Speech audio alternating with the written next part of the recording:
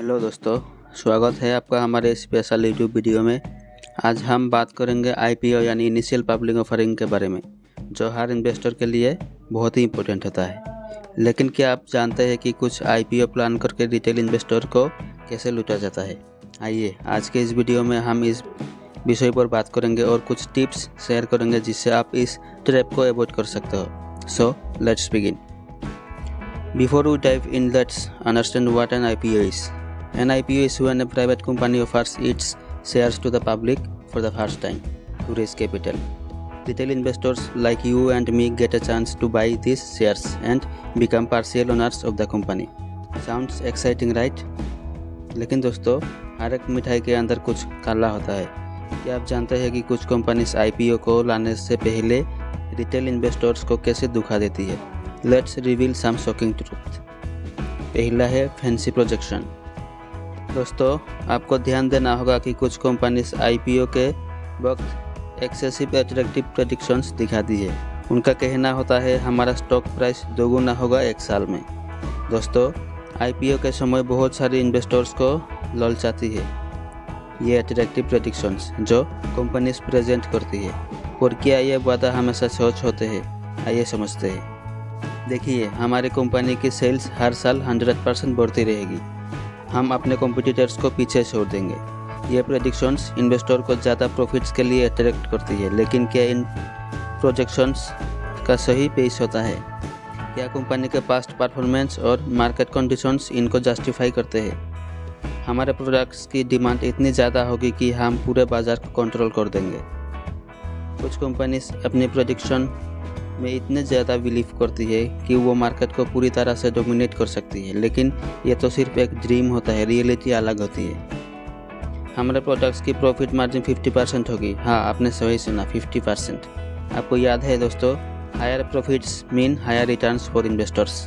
लेकिन क्या ये नंबर्स सच होते हैं? क्या कंपनी के प्रोडक्ट्स या सर्विसेज इतनी ज़्यादा प्रॉफिटेबल होंगे?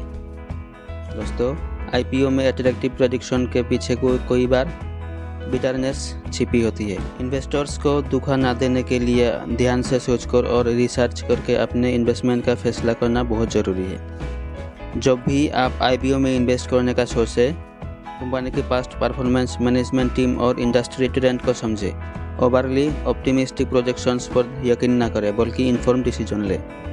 तो दोस्तों, अब आप प्रेडिक्शंस के अट्रैक्शन में नहीं आएंगे। समझदारी से इन्वेस्ट करें, अपने पैसों को बचाइए और अपने फाइनेंशियल गोल्स को अचीव कर सकते हैं। दूसरे नंबर पे है इनसाइडर ट्रेडिंग। इनसाइडर ट्रेडिंग का खतरा हमेशा रहता है। कभी कभी इनसाइडर्स कॉन्फिडेंशियल इन्फॉर्मेशन का इस्तेमाल करके अपने फ़ायदे के लिए शेयर्स खरीदते हैं, जिससे रिटेल इन्वेस्टर्स नुकसान उठाते हैं। अब समझते हैं इनसाइडर कौन होते हैं। दोस्तों, इनसाइडर्स वो लोग होते हैं जो किसी कंपनी के अंदर काम करते हैं या उसकी टॉप मैनेजमेंट में शामिल होते हैं। CEOs, डायरेक्टर्स, सीनियर ऑफिसर्स और बोर्ड मेंबर्स जैसे लोग इनसाइडर्स की लिस्ट में शामिल होते हैं। इनसाइडर ट्रेडिंग क्या है? जब इनसाइडर्स कॉन्फिडेंशियल कंपनी इन्फॉर्मेशन का उपयोग करते हैं और इससे अपने फ़ायदे के लिए शेयर्स खरीदते हैं या बेचते हैं, तो उसे हम इनसाइडर ट्रेडिंग कहते हैं। अब बात करते हैं types of insider trading. Insider trading के कई प्रकार होते हैं। कभी कभी इनसाइडर्स कंपनी के फाइनेंशियल परफॉर्मेंस, मर्जर्स, एक्विजिशंस या नए प्रोडक्ट्स के बारे में पहले से ही जानते हैं, इससे उन्हें ट्रेडिंग करने में फ़ायदा होता है। अब समझते हैं इनसाइडर ट्रेडिंग का कुछ नुकसान के बारे में। यहाँ तक कि इनसाइडर ट्रेडिंग इलीगल भी माना जाता है। अगर किसी इनसाइडर को पकड़ लिया जाता है तो उसे नोटिस, जुर्माना या सज़ा का सामना करना पड़ सकता है। दोस्तों, इनसाइडर ट्रेडिंग इलीगल और अनजस्ट होती है, जिससे रिटेल इन्वेस्टर्स को नुकसान होता है। इसलिए अगर आप इन्वेस्ट करना चाहते हैं तो ध्यान से रिसर्च करें और एक वेरीफाइड और ऑनेस्ट कंपनी में इन्वेस्ट करें। तीसरा है प्राइस मैनिपुलेशन। IPO के दौरान कंपनियां कभी कभी अपने स्टॉक्स की वैल्यू को भी मैनिपुलेट करती है ताकि शेयर होल्डर्स ज़्यादा पैसा खर्च करें। अब बात करते हैं प्राइस मैनिपुलेशन क्या है। जब शेयर मार्केट में दूसरे तरीके से कंपनी अपने शेयर्स के वैल्यू को बदलती है ताकि वो ज़्यादा शेयर खरीदने या बेचने के लिए मजबूर हो जाए, उसे हम प्राइस मैनिपुलेशन कहते हैं। क्यों होता है ये प्राइस मैनिपुलेशन? उसके पीछे कोई कारण हो सकता है। कभी कंपनी अपने प्रोडक्ट्स के बारे में फॉल्स रूमर्स फैलाकर शेयरों का वैल्यू बढ़ाना चाहती है ताकि उन्हें ज़्यादा पैसा मिले। अब समझते हैं प्राइस मैनिपुलेशन का कुछ नुकसान के बारे में। प्राइस मैनिपुलेशन इलीगल और अनजस्ट होता है। अगर कोई ये करता है तो उसे नोटिस, जुर्माना या सज़ा का सामना करना पड़ सकता है। तो प्राइस मैनिपुलेशन को कैसे अवॉइड करें? आपको अपने इन्वेस्टमेंट को सेफ रखने के लिए ध्यान रखना होगा। ध्यान से रिसर्च करके वेरीफाइड और ऑनेस्ट कंपनी में इन्वेस्ट करें। तो दोस्तों, प्राइस मैनिपुलेशन एक हॉरिबल खेल है। अगर आप ध्यान से काम लेंगे और कॉशियस रहेंगे तो आपको नुकसान से बचने में मदद मिलेगी। चौथा है ओवर प्राइस्ड आईपीओ। आईपीओ की वैल्यू ज़्यादा होने से रिटेल इन्वेस्टर को नुकसान हो सकता है। अगर शेयर का असली वैल्यू कम है और उसे आईपीओ में ज़्यादा वैल्यू पर खरीदा जाता है तो नुकसान होता है। जिन्हें हम देखने में बहुत अट्रैक्टिव मानते हैं और रियलिटी अलग होती है। आइए इसके बारे में और जानते हैं। ओवर प्राइस्ड आईपीओ क्या है?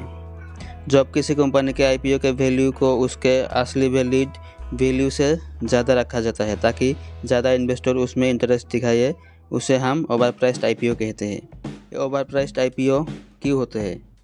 ओवर प्राइस्ड आईपीओ कई कारणों से होते हैं। कुछ कंपनी शेयर का नाम, प्रोडक्ट के प्रोपागेंडा या सक्सेसफुल बिजनेस बैकग्राउंड का इस्तेमाल करके इन्वेस्टर्स की ध्यान खींचने की कोशिश करते हैं। ओवर प्राइस आईपीओ के कुछ नुकसान।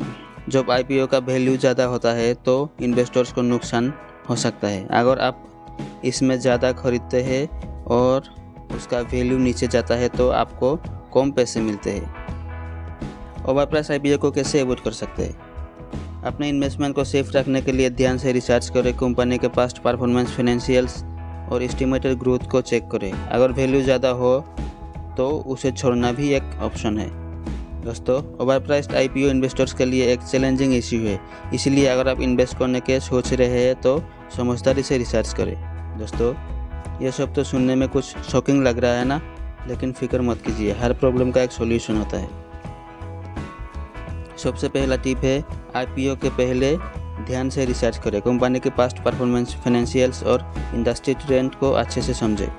दूसरा टिप है, अपना पोर्टफोलियो डाइवर्सिफाई करें। एक ही कंपनी के शेयर्स में ज़्यादा ना इन्वेस्ट करें। अलग अलग कंपनीज के शेयर खरीदकर अपने रिस्क को कम कर सकते हैं। और याद रखें, आईपीओ भी एक इन्वेस्टमेंट है, इसमें रिस्क होता है। कॉशियस तरीके से अपना डिसीजन लें। आखिर में, अगर आपको समझ नहीं आता तो किसी फाइनेंशियल एडवाइज़र की मदद लें। उनसे अपने फाइनेंशियल गोल्स और रिस्क टॉलरेंस पर चर्चा करें। तो दोस्तों, आज हमने देखा कि कुछ आईपीओ कंपनियां कैसे रिटेल इन्वेस्टर्स को लूटती है, लेकिन आप हमारे दिए गए टिप्स का इस्तेमाल करके अपने लिए सही इन्वेस्टमेंट डिसीजन ले सकते हैं। वीडियो को लाइक और शेयर करें ताकि और लोग भी इन इम्पोर्टेंट बातों को जान सकें। Finally, thanks for watching.